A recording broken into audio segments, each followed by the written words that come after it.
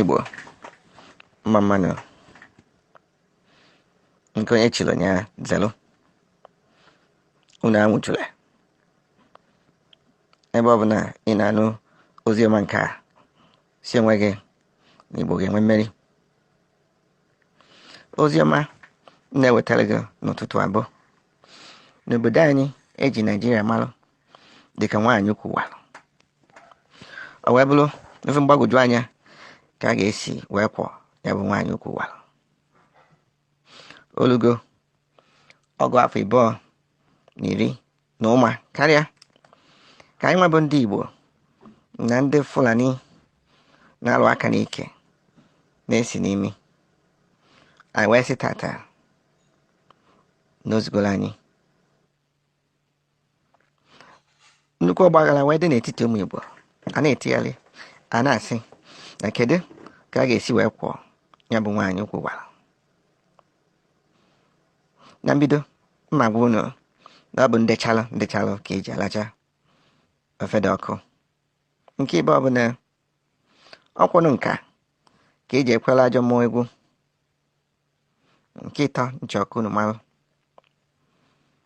mbụ na a na-etikwanụ nwaanyị ekpenta ụdụkwụ mana nwere ka esi eme ya bụ ihe. Ya bụ na ji eluka bụ eziokwu mana a megwupụta nwe ọkwa ntụ.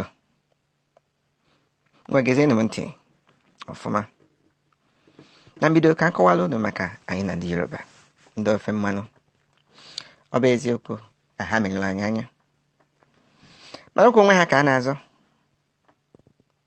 Ha na-azọ onwe ha mgbe ọbụla ha na-eme ka uche ha si wee gwa ha na ọ ya kara ha mma.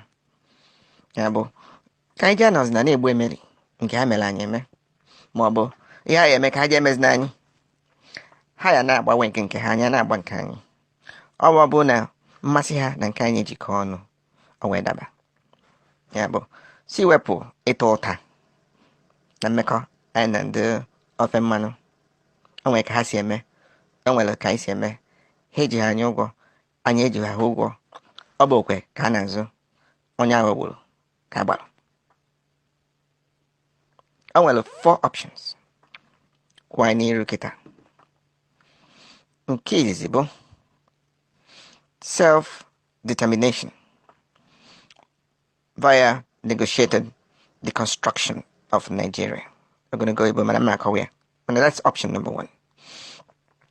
Option number 2, self-determination via violent deconstruction of Nigeria.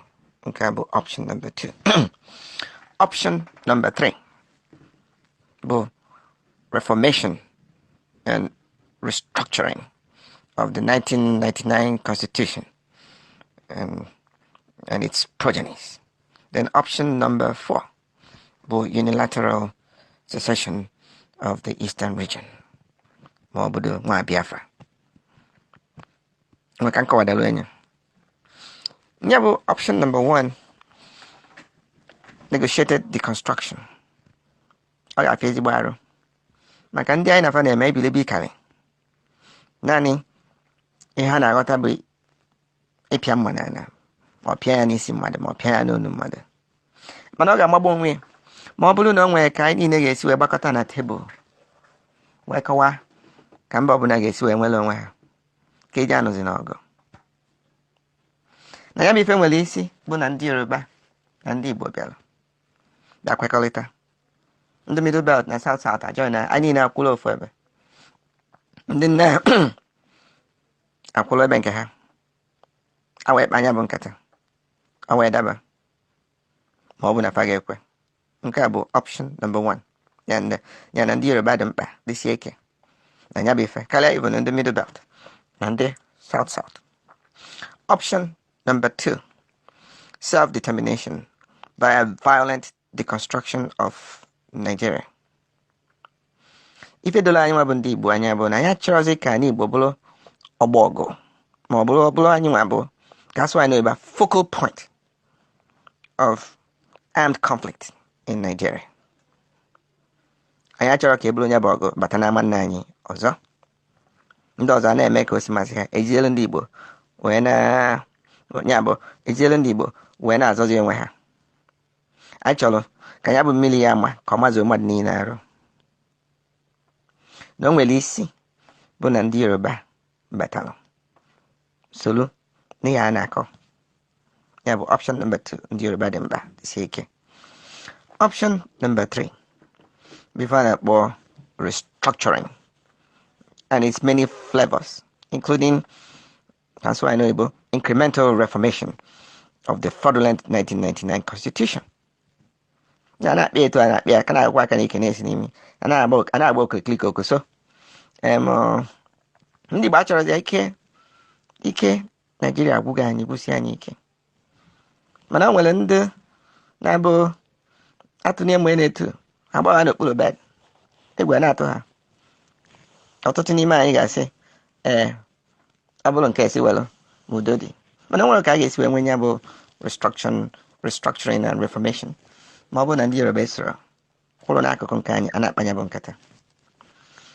Option number 4, unilateral secession of the Eastern region, ma ọ bụ kpọọ ya Lower Niger Congress, ma even kpọzie ya Greater Biafran Movement. Ọ ga-amagbu onwe ya ma ọ bụ na ọ ga-ekwe mmenwu. Mana mgbe m nere anya na ndị ọcha na ndị alakụba Saudi Arabia ga-akwụ ndị a n'azụ na-asụ ha mgbọ, na-anye ha technical assistance, ebe ndị ọzọ niile, then ndị Yoruba na ndị Middle Belt akwụpụzi ya n'akụkụ ka Igbo nụọlụ ha ọgụ.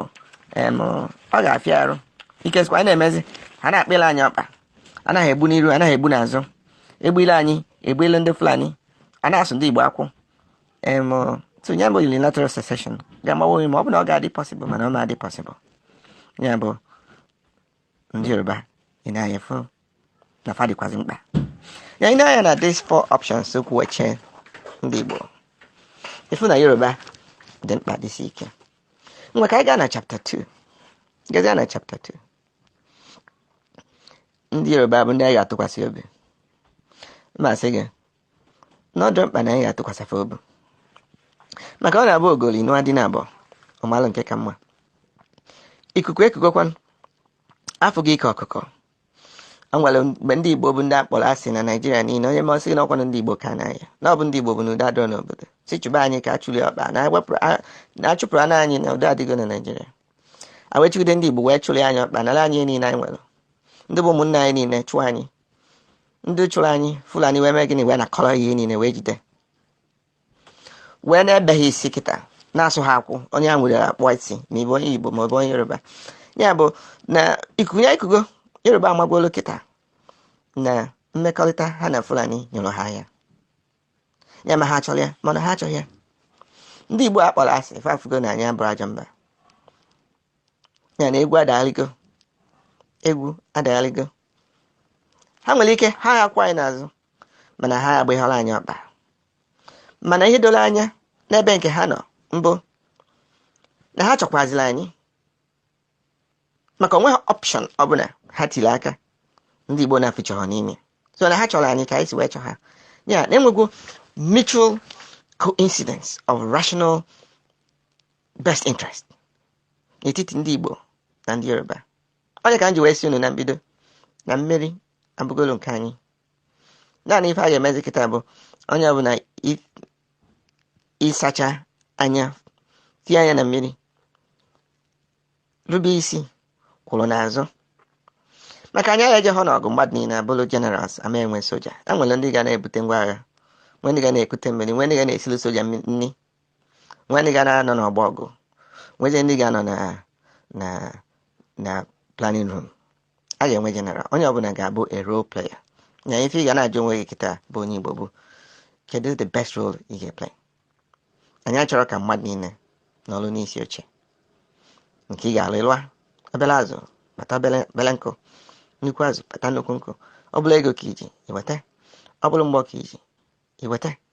Mana anọ na nkịtị, anọ na na-etisa ọda ma ọ na-asụsụ oyibo ma ọ na-azọ kaba afịfịa ịzakọcha anyị na-asịsị bịa kpọọ olugo ịzakọ ikpo ya fie aka n'anya ka a ji n'ume na mmeri ga-abụ nke anyị. Udo dịgodi ka ọ dị n'ọfụ na alụrị nne.